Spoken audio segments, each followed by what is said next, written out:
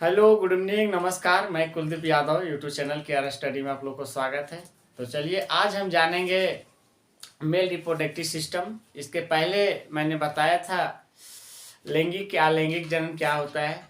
तो अगर आप मेरे यूट्यूब चैनल को सब्सक्राइब अगर के आर स्टडी को सब्सक्राइब किए होंगे तो आप वहां जा करके आप देख सकते हैं। तो चलिए आज जानेंगे जननांग के विषय में, नर जननांग के विषय में। तो जननांग वह क्या है जो जनन की क्रिया में भाग लेती है, उसे हम क्या बोलेंगे? जननांग बोलेंगे। जो जनन की क्रिया में भाग लेती है उसे हम क्या बोलेंगे? जननांग बोलेंगे। देखो बाबू, जो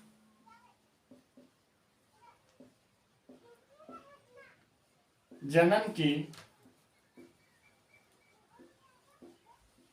क्रिया में भाग लेती है उसे हम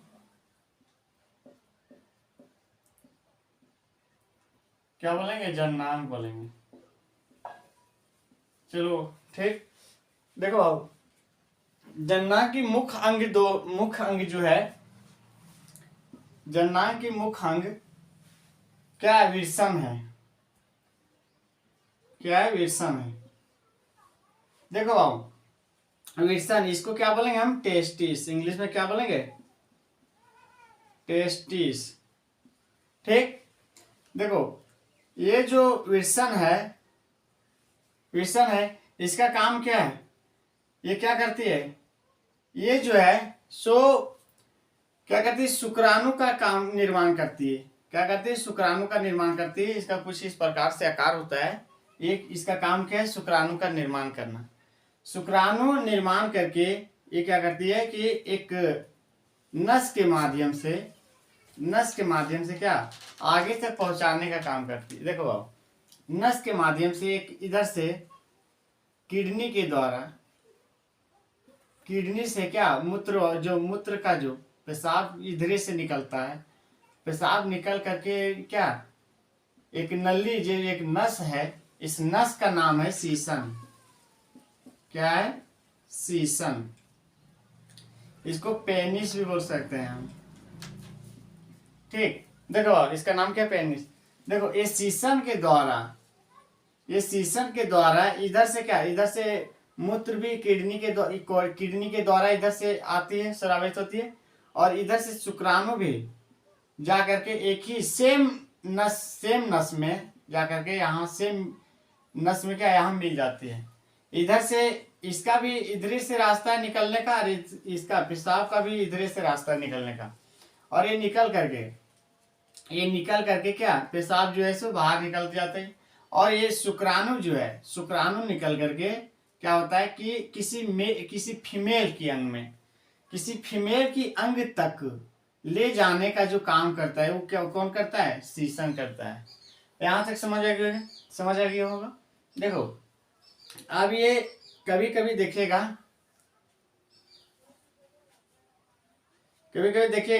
कि इसका जो है सो आकार क्या होता है? मोटा हो जाता है, बढ़ जाता है। तो बढ़ के हो जाता है।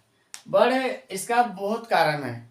अगर हो सके कि अगर आप क्रिकेट अगर खेल रहे होंगे तो वहां हो सकता है कि बॉल के माध्यम से या कोई माध्यम से अगर आपको चोट लग गया तो चोट लगने के बाद क्या होता है? यहाँ मांस बढ़ जाता है, जिसको हम क्या बोलेंगे? जिसको हम बोलेंगे कि हाइड्रोसिल, जो एक हाइड्रोसिल नामक बीमारी होता है। और हाइड्रोसिल आपका क्या बढ़ गया तो क्या होता है कि ये बढ़ जाता है, इसके बाहरी परत बढ़ जाने के कारण क्या होता है? इसका मांस जो इस साइड में क्या होता है? ये टेस्टिस के साइड में क्या मांस रहता है। और मांस में चोट लगने की वजह से क्या होता है? टेस्टिस में अगर चोट लग जाता है तो इसमें क्या होता है कि जो है आपका हाइड्रोसिल क्या होता है? बढ़ जाता है। हो सके दोनों नहीं, अगर एक में चोट लग गया तो एक ही टेस्टिस क्या हो गया, एक ही अंग क्या हो गया? ये बढ़ गया, जिसको बोलेंगे कि क्या हाइड्रोसिल आपका बढ़ गया। तो ये बहुत ज्यादा घबराने की जरूरत नहीं है, ये बहुत बड़ी बीमारी नहीं है। ये डॉक्टर के द्वारा आप जा करके ये आपका मांस बढ़ जाएगा तो आप मांस को क्या करते हैं? एक डॉक्टर के माध्यम से आप इसमें हो सकता है इसमें पानी बढ़ जाता है, पानी बढ़ने से एक सीजन के द्वारा भी आप निकाल सकते हैं इसको। और आप उसको ऑपरेशन करके भी निकाल सकते हैं मांस को। कोई इसमें डाउट नहीं है। चलो ठीक, यहाँ तक समझ आ गया। अब देखो बाबू, ये क्या होता है, शुक्राणु का निर्माण करता है। ये कुछ क्या होता है कि वृषण जो है सो क्या कुछ हार्मोन का भी निर्माण करता है। हार्मोन, जैसे एक हार्मोन हो गया आपका शुक्राणु, और एक हार्मोन हो गया टेस्टोस्टेरोन, टेस्टोस्टेरोन हार्मोन। ठीक है, अब इसका काम क्या है, टेस्टोस्टेरोन हार्मोन जो है, तो आप देखिएगा ये गंध, जो गंध होता है, ये इसका में क्या बहुत ऐसा मतलब गंध पाया जाता है जो क्या करता है, किसी मेल का क्या करता है, सेक्स में क्या करता है, ये उत्तेजना बढ़ाती है ना। अब देखिएगा कि किसी का दाढ़ी मूंछ बाल आ जाना, ये किसका इंडिकेट है, ये टेस्टोस्टेरोन का इंडिकेट है। समझ आ गया यहाँ तक वीडियो? देखिएगा बाबू, इसमें इतना मतलब बोल सकते हैं कि खराब एक प्रकार से गंध है, जो क्या किसी व्यक्ति जो है इसको क्या इसको नहीं सूंघ नहीं सकता है ना। और इसका जो है सो देखिएगा कि डॉग वगैरह जो कुत्ता वगैरह होता है, तो देखिएगा कि क्या करता है, कहीं जगह पे क्या करता है कि उसका एक एरिया होता है, वो क्या करता है कि जहाँ पे जाता है अपना एरिया के अनुसार क्या करता है, वो पेशाब कर देता है, पेशाब कर देता है। तो उसका वहां से पता चलता है कि इसी टेस्टोस्टेरोन उसमें भी रहता है, शुक्राणु इसी में पेशाब के द्वारा अगर जाता है सेमन, तो टेस्टोस्टेरोन क्या होता है अपना एरिया, तो कुत्ता बता देगा कि यहाँ तक जो है सो मेरा एरिया है, इसके इधर जो है सो क्या है, इसके बाहर जो है एरिया जो है सो किसी दूसरे जगह का है। चलो, आई होप ये वीडियो आप लोग को यहाँ तक समझ आ गया होगा। अब क्या होता है, शुक्राणु का काम क्या है सो आप जान रहे हैं। अब इसका देखिए, इसका नस का नाम क्या है, ये शुक्रवाहिनी।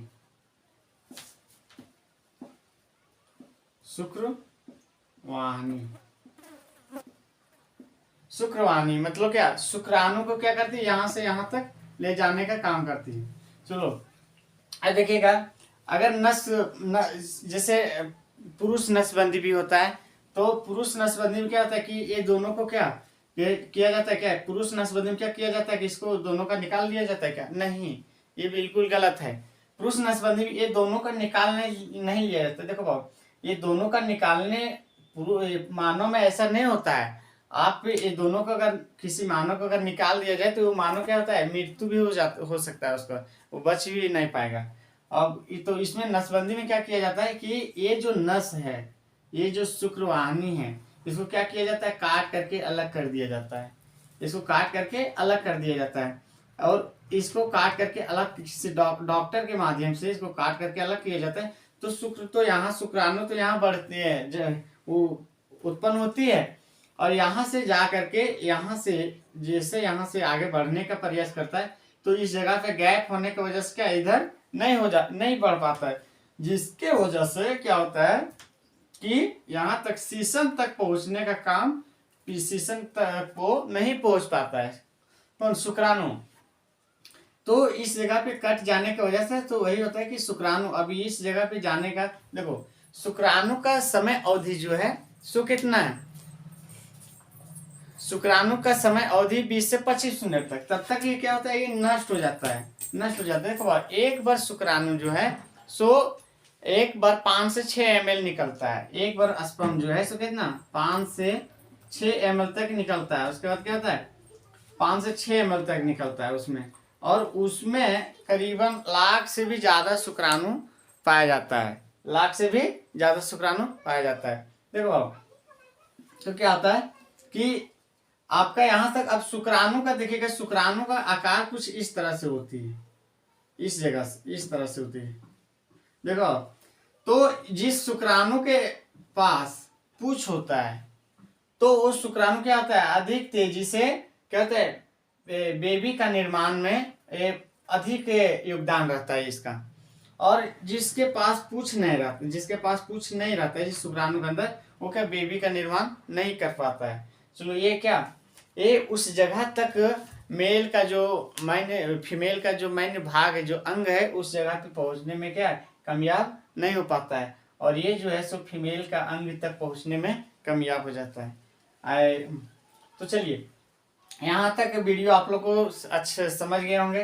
तो नेक्स्ट वीडियो में मैं बताऊंगा फीमेल रिप्रोडक्टिव सिस्टम। तो आई होप ये वीडियो आप लोग को अच्छा ही लगा होगा। अगर ये वीडियो अच्छा लगा होगा तो प्लीज़ चैनल को लाइक और सब्सक्राइब कर दीजिएगा। Thank you.